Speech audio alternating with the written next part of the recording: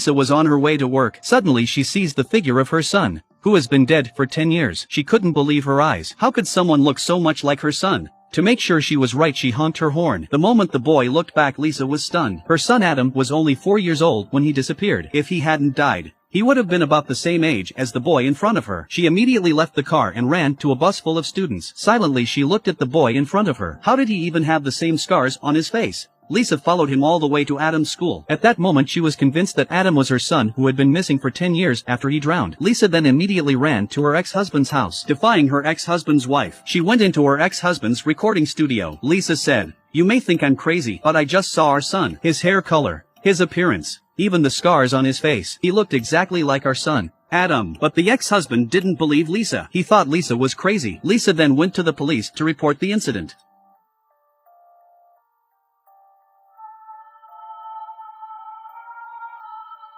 The police then pulled out the files from 10 years ago, recounting their findings from that year. No body was found at the scene, but there was no sign of any third-party damage either. The conclusion was that Tom had drowned accidentally and the body had been washed away. Lisa stared at the police with a determined look in her eyes and said, "Do you think I wouldn't recognize my own child?" The police officer was a little scared by the sharp words and the look in his eyes. He promised to look into it for Lisa, but the look in Lisa's eyes showed that she didn't really believe the policeman. The police had been searching for 10 years and had nothing to show for it. Lisa thought she might as well do it herself.